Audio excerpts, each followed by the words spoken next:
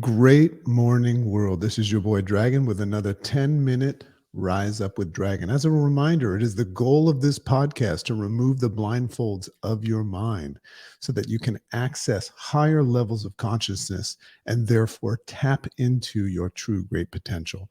How do we do this? We do this with our podcast weekly blog called The Dragon's Lair, One from the Vault, and our upcoming online courses and books. Welcome, my friends, to another Rise Up with Dragon.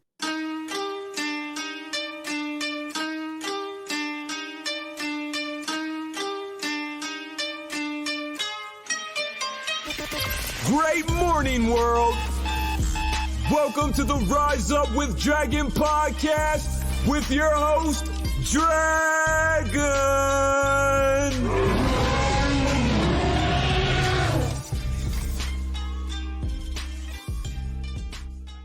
Great morning, friends. Today's episode is called The Eye of the Storm.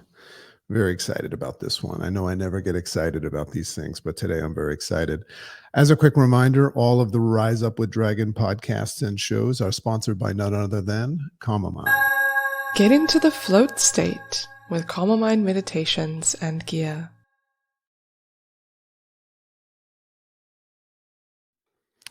You know, I always say that meditation is like the superhighway to helping people bypass their analytical mind. And our analytical mind is usually what gets us in trouble. And ironically, we'll talk a little bit about that today. But meditation, karma mind, oh, God, you got to go listen to my amazing wife and her meditations, her guided meditations. So before I get into my Rise Up today, I'm always fascinated with how we feel and we respond to things and how we process it, because that's what we control, is how we respond to things. But we still can't avoid the way we feel. And this morning, I made an observation rather than just react to it. I made an observation this morning that this was one of those mornings, and I don't know if you can resonate with this. I woke up this morning and processed everything that I need to do today, tonight, and over the next week. At the same time, I just had to look at it all. And what was interesting about it is naturally that triggered a response of overwhelm and anxiety and things like that. But because I had the ability to kind of use this interface response system and sit in that space, which I'm going to call soon the eye of the storm, I was able to recognize that I was doing something impossible. I was trying to control the uncontrollable. I was trying to process in my brain everything at once. And in that moment, I recognized that I forgot to just wake up and just be in that moment, and everything got better. So this is the Eye of the Storm, coming to you on April 18th, getting ready to leave with my family for Dallas for a big event. I'm excited. I'm going to have the opportunity to do some DJing in front of a large crowd, my new little hobby. Very excited about that, and being with my family, being with friends, being in a live environment. So here's my thought for the day, something that I just wrote down. Usually when I journal, I'll just write a thought down and then I'll get into the topic. So the thought today was this. I'm just noticing, and I'm not here to tell you what my preferences are politically or religious or anything like that, but I just thought for a second, wouldn't it be cool if all humans, because I noticed that we all have commonalities in all of our beliefs, various beliefs. You know, we just came off of a holiday where two different belief systems believed in something else. And I always thought that was fascinating as a kid, what the holiday was for. So wouldn't it be cool if all humans, could come together and understand the common source of all religions, and therefore come into alignment with the overall spiral of life? Because life is going on for everybody at the same time. But wouldn't it be cool if we could all come together, we could all congregate and say, well, we all believe in this, and call it whatever you want, and then come into alignment. And I realized in that moment, one of the things that I long for as a human being, and somebody that is a servant and nurturer, I long for the day that we use a larger lens. That's what I think it has to do with, when you learn how to drive, they teach you how to get the big picture. I long for the day that we can all learn to use a larger lens to look through at the meaning of life and the definition or the sense making of life. So here's the eye of the storm. There's a great Brandy Carlisle song called "The Eye of the Storm" that I love. Actually, I think it's called "The Eye." And one of the lines she says, it says, "They say you can dance in a hurricane, but only when you're standing in the eye." That's a pretty cool concept. Like even in a crazy hurricane, you can still find time to be at peace and dance, but only when you're standing in the eye.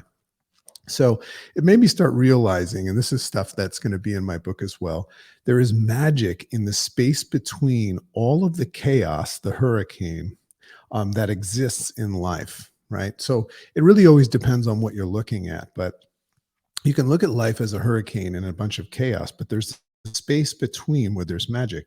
If someone is in the eye of the storm, now your analytical program mind is going to process that any way it was. But if somebody's in the eye of the storm, it means that they're in the center of a disagreement. It's interesting. If you say that somebody's in the eye of the storm, it means that they're in the center of a disagreement. And I find that fascinating. The idea of being in the middle of something, that can be a good thing or a bad thing, no? So I'd say the thought of being in the middle of something equates to being caught up in the bullshit between two sides. Now, when I started writing about this is kind of like the vibe that I was feeling. So that's not what this Rise Up is about. Although, if you're caught up in the middle of two parties in a disagreement, I'd suggest that you reconsider what you're spending your time with and with whom. I mean, that's something to reconsider. So I'm referring to the phenomenon that we see during the terrible hurricane, just like Brandy Carlisle's song, or storm, when we're directly in its center. Have you ever been in the eye of a storm? I remember experiencing this for the first time as a kid. It's like, it's just magic. All of a sudden, the storm, just like magic ends. Not only does the storm subside when you're in the center of it, if you look at a hurricane on a news reporter's map, you'll see that there's a hole in the middle of it.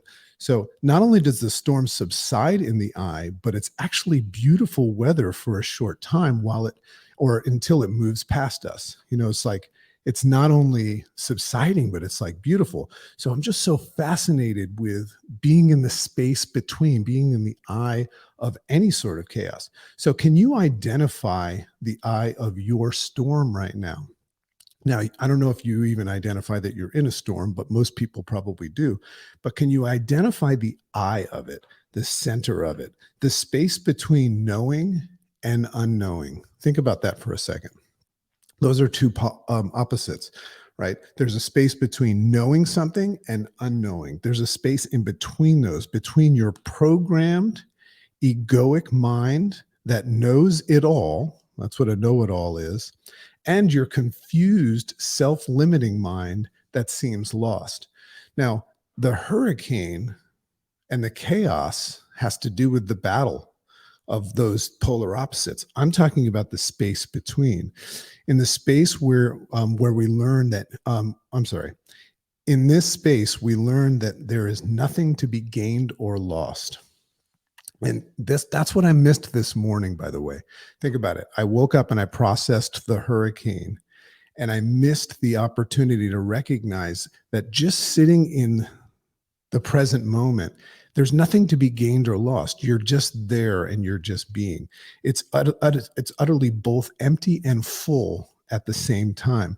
Once you learn how to let go and let this in, you begin to see that you can control the fantasy and the narrative of life. Now, that's a whole other discussion, but what that means is that in that space, you get to decide what the narrative is, what the fantasy is. I did a podcast called Dear Mr. Fantasy one time on that. So you also learn that you've been allowing, listen to this, you've been allowing your programmed mind, your programmed egoic analytical mind to partner with the world and dictate how your future will unfold. Are you allowing your mind to partner with the outside in forces of the world, the perceptions of the world, to dictate how your future will unfold? Think about that. So in the eye of the storm, you reclaim control of your outcome. See, the idea is learning how to get into this space between. And I teach a lot of that with the interface response system. That's where you can reclaim control of your outcome and therefore your future. There's a gospel. I'm not a religious man, but I find that personal growth and gospel and religions, there's a lot of good stuff in there. So there's a gospel of Thomas, and that's where Christ said that the kingdom is not here or there. Rather, the kingdom of the Father is spread out upon the world, and men do not see it. Think about that. How cool is that? Like, the goods are spread about the world and we don't even see it because we're so focused on other things. We spend so much time focused on where we were and where we're going that we often miss where we are. The space between those two polar opposites, where we're going and where we were, those two polar opposites that make up your hurricane. Those two polar opposites, the force between those two make up the hurricane. But in the middle of it, there's a space. There's an immense magic that sits in the space between the things we are running from and reacting to, that ether, to the things that we're not. So the eye of the storm is what I'm talking about, that eye of the storm. I'm just offering this to you today. It's like, because my goal today is to sit in the eye of the storm and grab a more rational and logical, idea and perception and response to things. So in my interface response system, we teach you to access more rational and logical decisions by letting go of the past and distancing yourself from the future and your responses. And that's what Viktor Frankl calls he describes it as the space between the stimulus and the response. That's the space between. So if you can learn how to get into the space between, you're going to be at peace. And you're no longer going to have your narrative controlled outside in. So there's a sweet spot in your storm, and that's what they call the eye of the storm, in between the thing and no thing. Learn how to dance in this eye of the storm and learn how to claim control of your life and destiny. Does that make sense to you? Well, I sure hope it does, and I sure hope you have a wonderful day. So this has been another episode of the Rise Up with Dragon podcast. Please go to iTunes, give us a rating and review. It really does help. It's unbelievable how many people are listening to this. Remember, we have a new podcast called NFTs Made Simple. If you want to learn about this explosion of cryptocurrency and NFTs, we teach you from square one, from A to Z in there. And once again, have an amazing day. Love and appreciate you all.